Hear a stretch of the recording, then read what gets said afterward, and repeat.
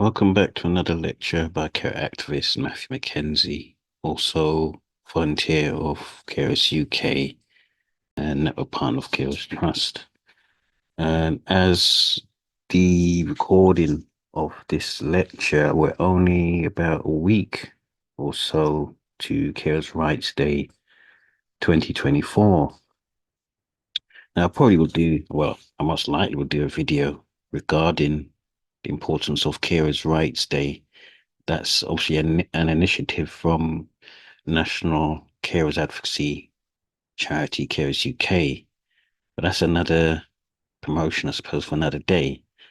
What I want to focus on this lecture is why unpaid carers, and I'm talking about those caring for like a relative or friend, neighbor, unpaid, and obviously when they care for someone, have to have long-term illness because I do get at the care stall that are held in hospitals that someone is caring for their children. And I'd say, well, are they unwell? And they say, no, just my children. So basically, you're literally caring for someone who's unwell. Um,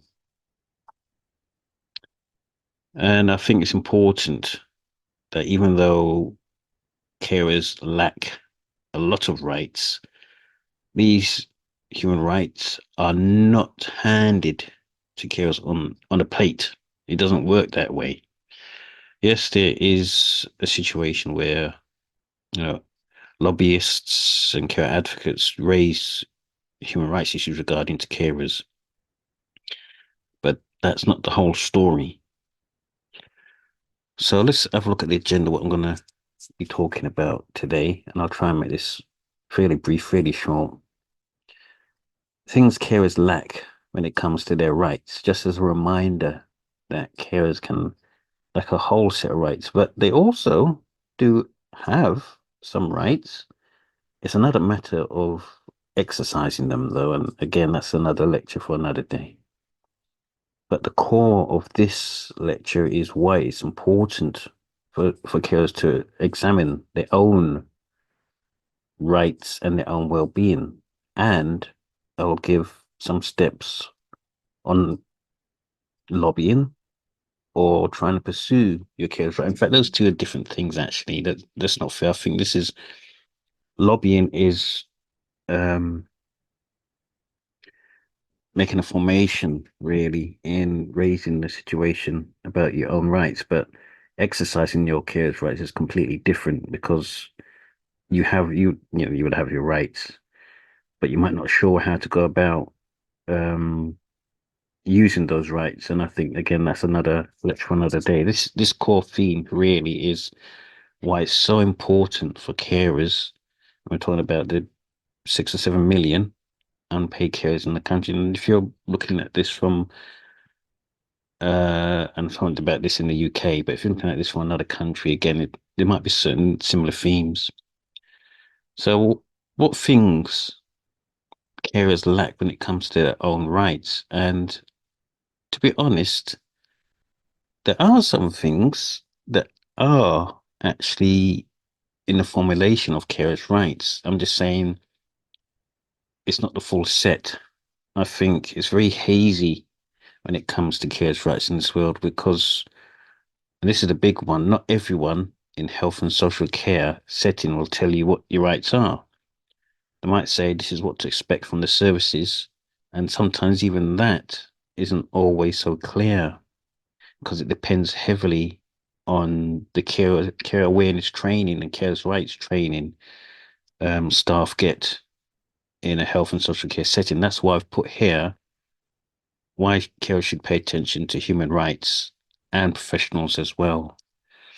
And as you know, professionals work in the social health and social care settings.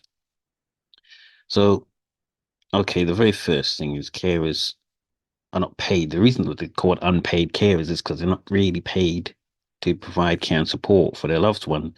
So it's plain obvious that they lack financial support and income security. Yes, carers can get some form of carers allowance, but it's very low. It really is low. And even now, that's under scrutiny in the UK, as carers made a claim rightly so, for carers allowance, only to find that the Department of Work and Pensions is pursuing them um, due to those claims, and a lot of carers now find themselves in legal problems regarding this. So financial support is a lack of carers' rights, and also income security when you're caring for a long length of time. Obviously, you're not working, you're not contributing to your future earnings. Your pension is particularly low, so there's a lack of security on that. So yes, unpaid carers frequently struggle with financial hardship due to limited income support options, and I do mean limited.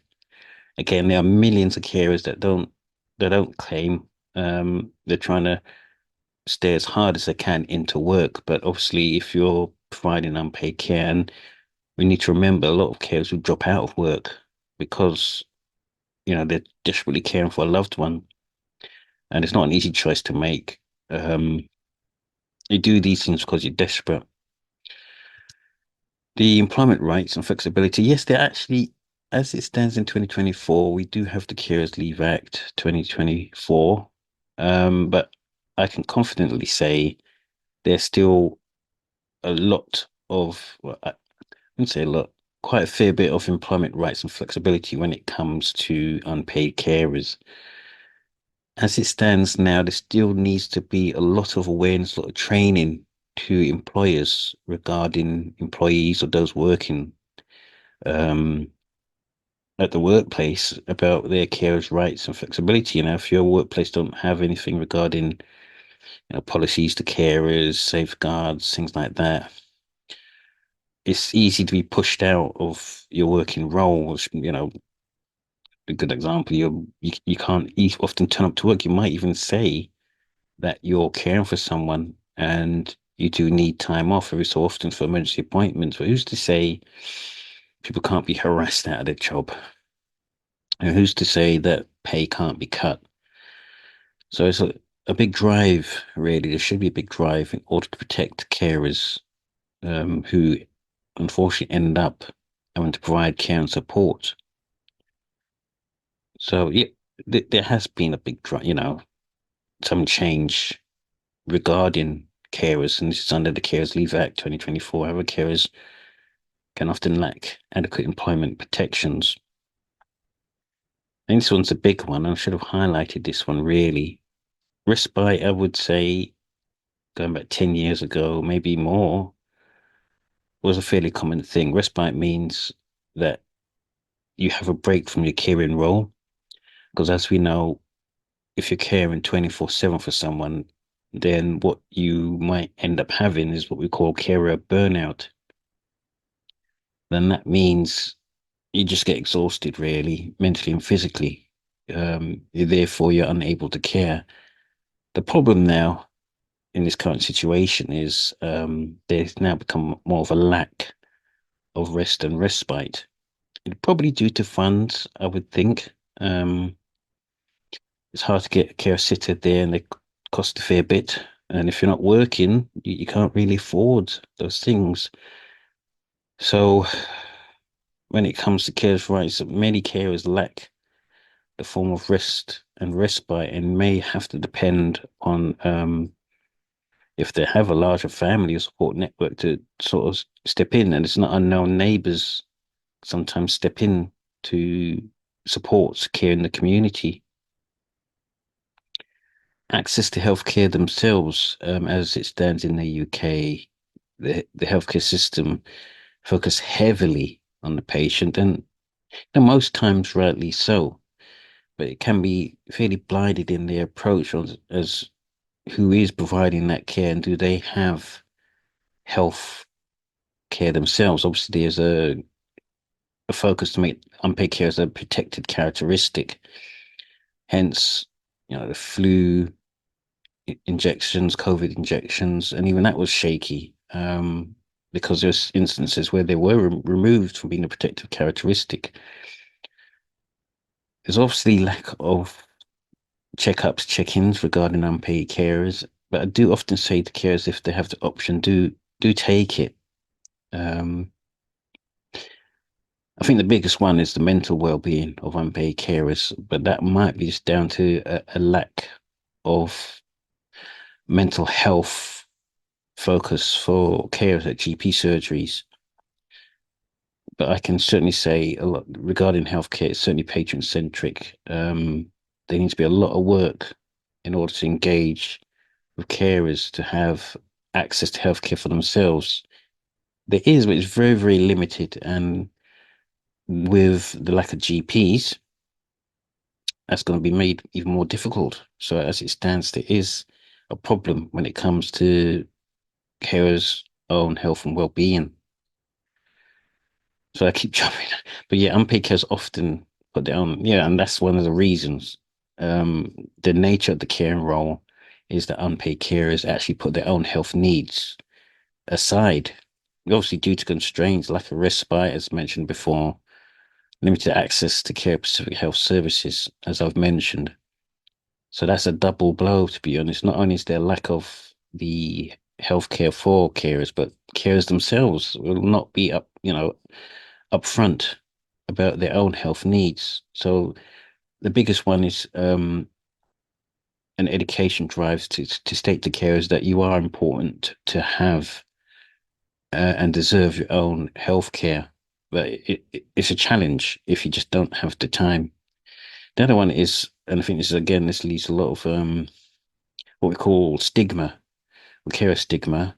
There's a lot of social inclusion and freedom from isolation regarding carers' rights. If obviously you're caring for someone, you're going to be excluded and isolated from the community, and because of that, you don't have support, or you miss out on a lot of support for yourselves. With those two things, your mental well-being can decline um, because of those things regarding isolation and inclusion. This has slightly, but only slightly increased in regards to technology, but only if you can afford that, to be honest.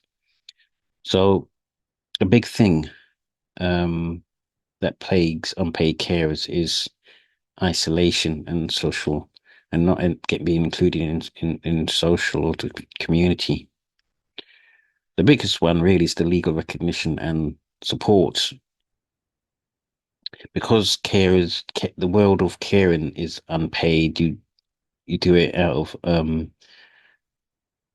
emotional connection you have to someone, and it's not a paid profession. It's hard to get recognition because, well, this is only one of the reasons, but because it's unpaid. So services therefore may use or rely, or say the community at large may use or rely on persons just to get on and provide that care, not even telling them, at times what rights they have, and therefore there'd be a lack of support regarding the carer's role. And the legal recognition is something else. You might find carers can be pushed out of the caring role, or when things get really bad, um, the early intervention isn't often may not be there. Going back to that, as we know in the UK, we have the National Health Service, and I believe carers are saving 150 billion, a year. So you can see why the health services won't really intervene if they're struggling themselves in order to provide healthcare support, because they do definitely rely on unpaid carers.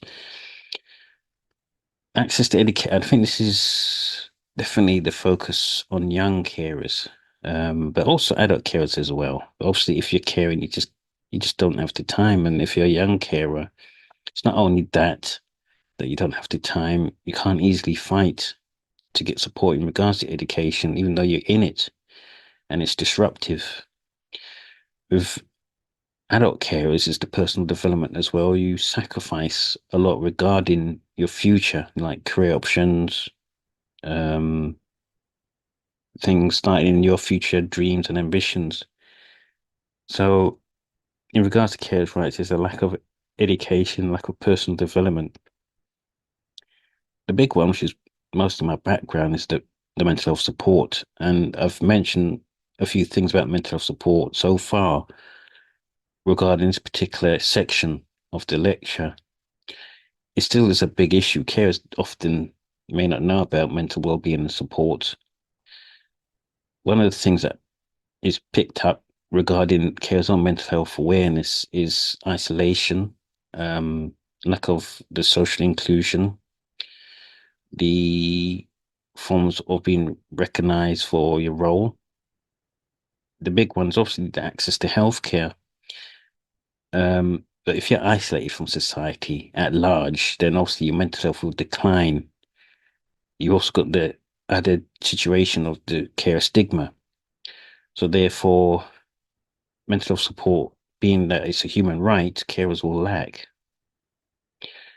So okay, let's look at what rights carers do currently have, and there might be a few things here that actually appear not only in what rights they didn't have, but will appear in the rights that they do actually have. So it's a bit of a weird one, this, but the reason why I've included it is okay, maybe there for carers' rights, but that doesn't mean it's 100%.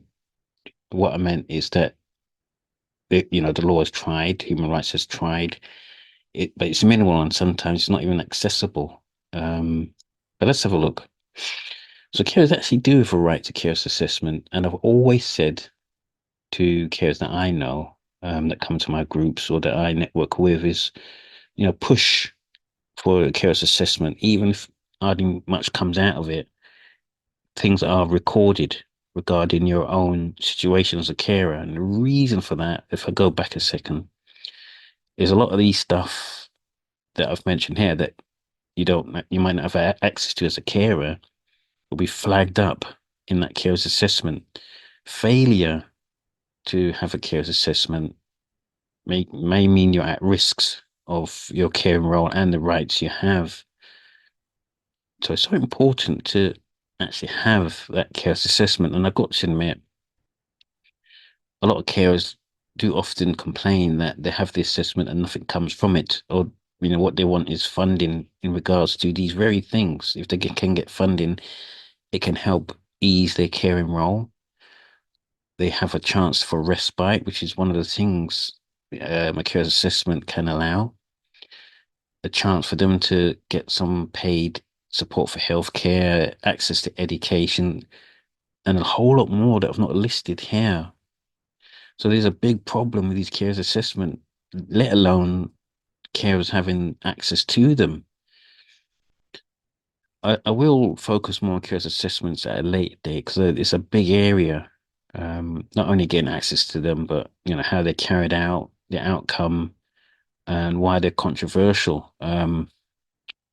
Because the problem also is carers assessments are really meant to be a way to engage with carers, not just a once a year thing. And that's what I think was been happening to carers assessment. They're not a way of engagement and a focus on linking in and checking in with the carer.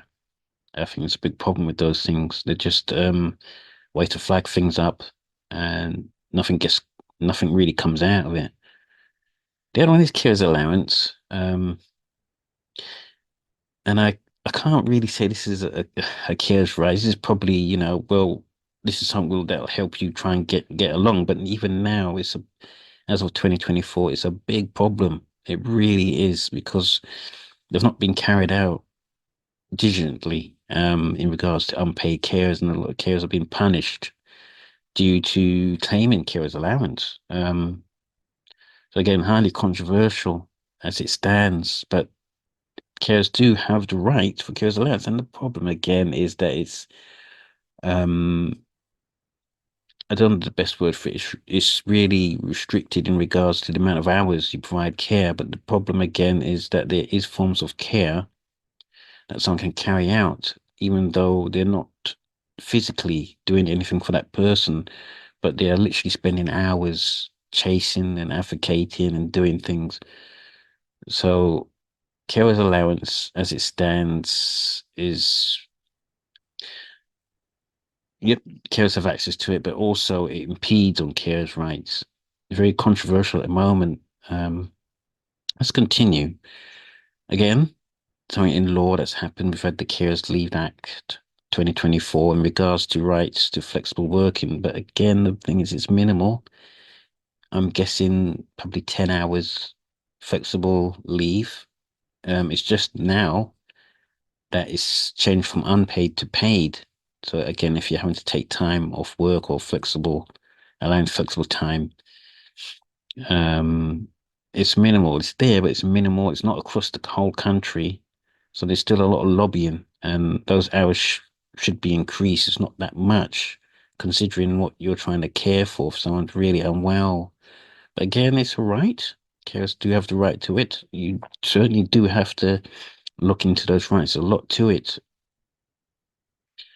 And this is probably linked to, again, if you're a working carer. So it's another term for someone who's someone who's providing care, but they're working. So we have to be careful with labels. Just because someone says, you're a carer, doesn't mean that you're not desperately trying to hang on to your job and try and provide care. Some people feel only those who are not working are carers, and I keep saying that's not quite right. The caring role is very complex. There's situations where people may chop and change in regards to providing care and support for someone. So it's important, aspects of the law and human rights do not ostracize and push others out because they're trying to provide care. Yes, there is forms of respite, not much, but there is a carer's right, and there are times carers can get respite. It is a right. It doesn't mean they can easily get access to respite care or having a break from the care and role. And I've found that it's decreasing. The bar is set very high to get access to respite and a rest in regards to your rights as a carer. It is there in some form. So if you're desperate and it's come out of the carer's assessment, you should definitely push for it. Otherwise, there's a risk of carer burnout and a few other things as well. Protection from this is a tricky one because I don't really know many carers know that they have protection from discrimination, but the problem really is discrimination at its core is vast and complex. So how can you often know that you're being discriminated in regards to your care and role? And even I can say in human law, in human rights law, this doesn't even take it fully into account. A good example, my background, a mental health carer, um, there are, and there's a change in the law actually, that care nearest relative has a risk of being pushed out of the caring role, even if they actually are still caring, because of the situations of nominated persons. Highly controversial at the moment, but it is important that if you're caring for someone with mental ill health, they have a right to nominate someone else. And there are plenty of situations where this is the best path, but there's also the case of nominated persons isn't that well defined, and it's again open to problems with it. Um, one of the big problems is it's hard to track. Someone may agree to be a nominated person and then drop off that role, or there might not be a lot of things may not be declared with the nominated person that the mental health services just don't know about. So therefore, it leaves the patient open to risk. Do mental health services have the time to track nominated persons or safeguard the patient? And I can honestly say no. It can be the same thing with nearest relative, but then this is where data comes into it, really. Um, I always go to the point that the person's making the most noise would usually be the carer. That's how I see it. But as it stands, with the Mental Health Act, patients, and rightly so, at most times anyway, have the choice of nominating someone else, and that might be due to a couple of safeguards. That okay, someone with mental distress um, might not always have the option to be involved in their care plans as much as they could. So therefore, a nominated person can help in regards to that. It just creates a whole other set of issues, and this can lead to care plans being blocked off from families, let alone the confidential issue. And this does happen. I can confidently say this does happen, and it's a form of discrimination to families if they're at odds.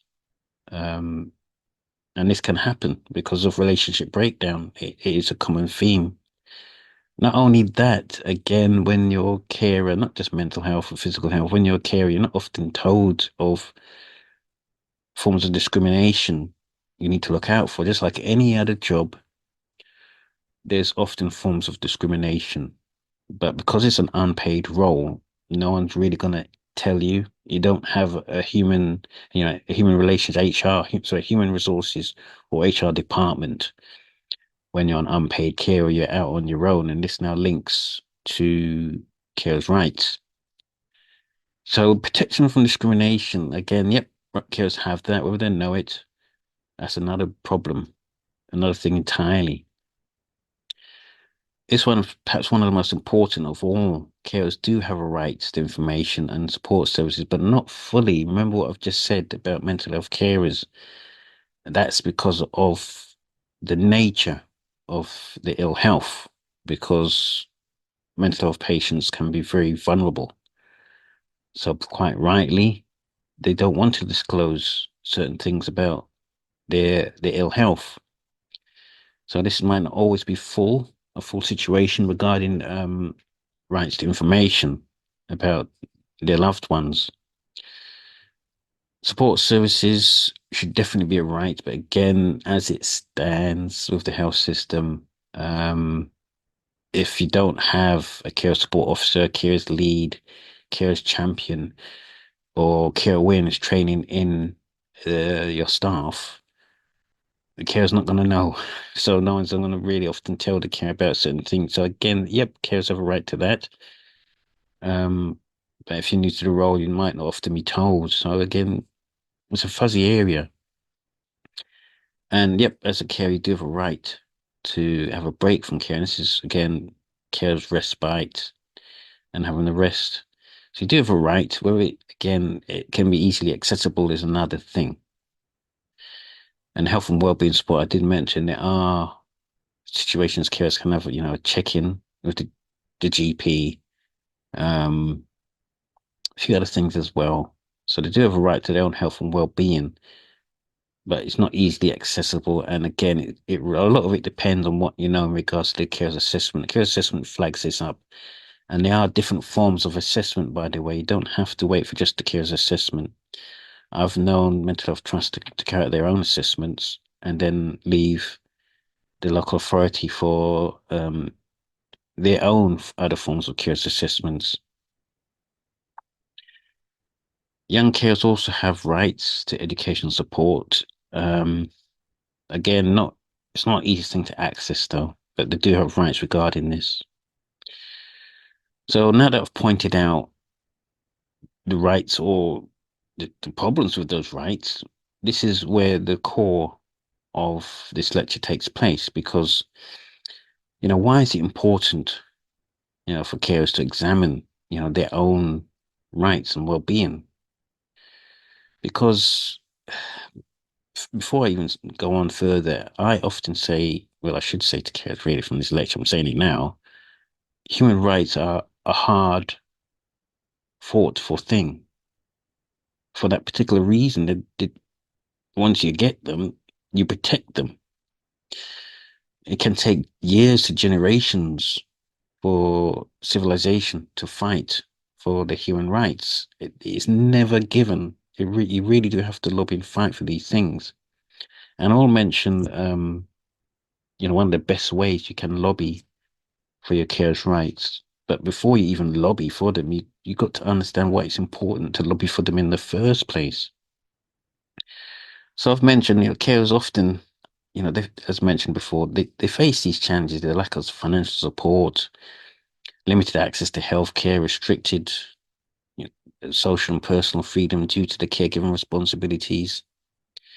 If you're a carer, recognizing that, you have the right to adequate support or fair treatment in employment, freedom from discrimination, if you can suss out what it is, can eventually empower you, if you recognize what it is, to seek assistance, the forms of fair compensation or flexible working arrangements. You know, it can in the end improve your own quality of life as a carer. And that's the end all and be all of those things. It's your own quality of life. But it has to come in some form of protection. And without that knowledge of your own carers' rights and well-being, you're at risk. As mentioned, human rights, protect um, the dignity, autonomy, and well-being of those that they care for, their loved ones. That includes those who have mental health issues, those who have life long-term disabilities, learning disabilities, neurodivergence, or other health conditions. So carers who actually understand these rights are better equipped to advocate for proper treatment, um, adequate support services, or respect for those that they are caring for. If carers don't have the rights, how on earth can they care for someone who's very vulnerable? I mean, who's going to do it? So that's another reason why carers need to understand their own carers' rights, because if they fail in that, that directly or indirectly affects the person that needs the care and support. And this is especially crucial in ensuring that those that they care for are not also mistreated, neglected, or subject to discriminatory practices themselves. So, not only carers advocate for their loved ones or care for their loved ones, they're there to protect them as well. And this goes back to human rights not often recognizing unpaid carers because they feel that's the health and social care's job to do it. Unfortunately, communities don't work that way. They just don't. Legal protections and support. Now, as I mentioned at the start of this lecture, I'm sure there's many of those watching from outside the UK. So as we know, many countries have legal protections. You know, Finland, Germany, France, and support measures rooted in human rights principles for carers, including rights to financial support, health and safety protections, respite care, workplace accommodations. But you see, the thing is, understanding these rights helps, unpaid carers know what resources, services, accommodation they're legally entitled to in order to make them informed decisions. If necessary, seek legal advice. But again, this heavily goes back again to, do you understand your rights as a carer? And I'll stress this again and again. This is why it's so important for carers to examine their own protection when it comes to, their own rights and well-being. Um, so reducing social isolation, promoting inclusion. As I mentioned, carers often experience isolation due to their responsibilities in the caring role. And again, that can limit ability to work, you know, be part of the community, socialize in the community. Um, and the problem with this is, human rights principles emphasize that the right to social participation and inclusion and access to opportunities, unfortunately, can be limited because of that caring role. So it's so important as a carer, if you understand those rights, you can start to advocate for policies and support systems. In fact, Carers UK have just released their own leaflet in regards to self-advocacy. Worth reading. I should have put the cover of this on this part of the lecture. And I think the last one really is that it's about the carer movement, to be honest, and advocating for policy change. And that would actually be the next thing in regards to what I'm mentioning. See, by aligning with human rights, carers can actually join, larger advocacy movements. And I will mention this in the next part of this lecture. This can actually strengthen calls for systematic change. Not easy. I'm never going to say this is easy. As I said, it takes many years, can even take generations, to be honest. And I think of, minority groups, how hard they've had to fight for their own rights, or LGBTQ plus, how hard, and it's still an ongoing thing, how hard they have to fight for their rights. It's no different to unpaid carers, a human right. So this can include campaigning, finding forms of social safety nets, legal protections, that type of thing. Mental health support, carers will lack that under their human rights. So let's see how these things can be strengthened. If you're a carer watching this, you realize, I'm sure veteran carers know that yes, Matthew's mentioned all these things that we already know. We know we don't often get carers rights. We know that they're lacking. So how can we lobby for them? Because if you don't, then your rights are always at risk. So lobbying for your carers' rights. So what things can you do in order to fight for your rights to be, if I put it mildly that way?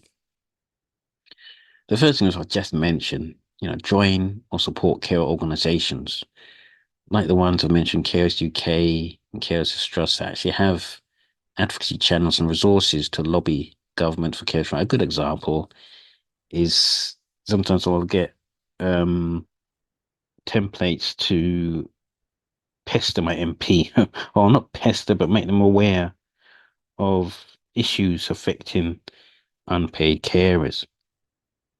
And there are resources you can download that you can read through to say these are the issues carers are facing. So, the Carers UK and Carers Trust may ask you to fill in forms and surveys. It's so important you do this. I know carers moan, no, not another survey, but if you if these don't get filled in, how can these organizations lobby, government without the data about carers saying these are the themes? And yes, it's tiring, but who says fighting for your carers' rights is easy? There's a reason, a big reason for these surveys.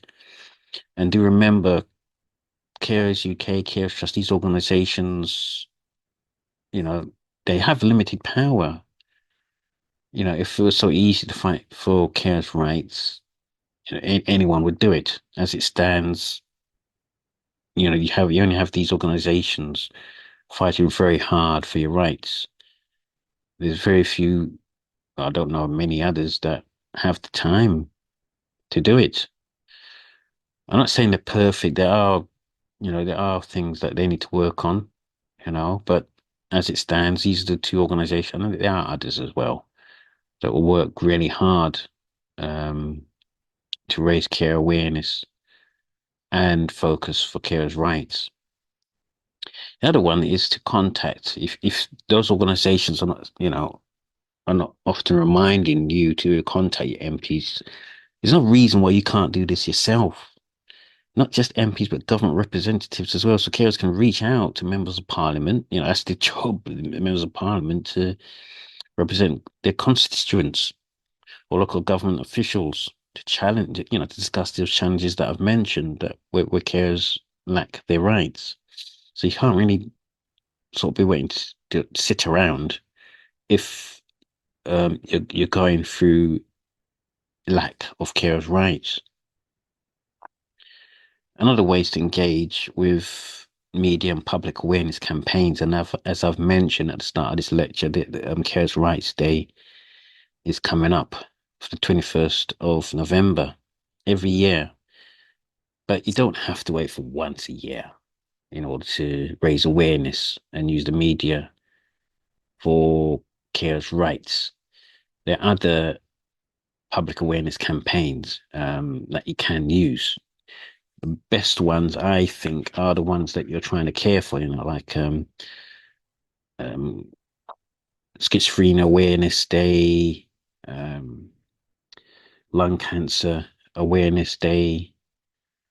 Um, in fact, as of yesterday, it was Diabetes Awareness Day. So basically, whatever you're caring for, there's no reason you can't use that awareness event to introduce a set of situations carers are facing when they're caring for specific long-term ill health. So yes, it can be through the newspapers, it can be through interviews on TV, it can be through social media posts. Some of these things I will mention a bit more in depth. And yep, I've mentioned this participation in national awareness events. The campaigns like Carers Week is a really great one to raise awareness on carers' rights. Then you have the Carers' Rights Day, an excellent opportunities because it's heightened. There's a more focus on carers' rights, and it's not just on the day. You actually develop a history of what you're raising when you've mentioned a lot of things like write an article or speak to someone or even attend a workshop. You learn about your own carers' rights and you're adding to that movement. As mentioned, in regards to social media, I'm a heavy user of social media, hence YouTube. Platforms like Twitter, Facebook, Instagram, and more, not just those, can amplify carers' voices. So, social media most of the time is free. I've seen many carers use them and engage with organizations through Facebook, through social media. So it's so important, like Pinterest, to use the social medias and reach out to those organizations, raise awareness of your carers' rights or lack of them, collect and share care testimonials, like compiling and telling your own story, your own personal story as a carer from other carers that can highlight wide range issues they face. And a good example of collecting carer stories is what I'm doing off my channel and podcast as well, is allowing carers to talk about their situation, talk about why they fight so hard for carers. And again, it's free. Obviously, it takes time to learn and do that sort of thing, but it's worth doing. It helps in regards to carers' rights. And last, and unfortunately, there's many, many more ways you can lobby, and I will revisit this. But last, you can petition for policy changes. Again, organizations like Carers UK, Carers Trust release things regarding policy changes that they ask you to sign a petition. And again, please, if you're a carer, do sign them because it just helps them spearhead change. They can't do this by themselves. Become a member of Carers UK, um, a member of Carers Trust, attend seminars, groups that they hold. A great one to attend is the Carers UK, sharing online educational resources. Worth attending, those workshops, learning more about the situations carers face. So again, with increased focus on the care allowance or flexible working rights, there's always more changes that can strengthen those things. Anyway, I'll end this lecture. I hope it's been of use.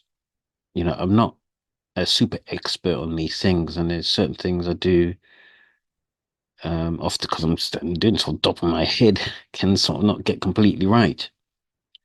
But the idea really is to keep raising that awareness. And as it stands, I know you can agree with me, there are big issues regarding carers' rights. We can both agree on that. So it really helps that carers are aware and they should take an interest in human rights because that in turn will help their own carers' rights, which is a human right. So yeah, leave me a like on this video if you like the video and do subscribe if you can for more videos to come. Thanks for watching.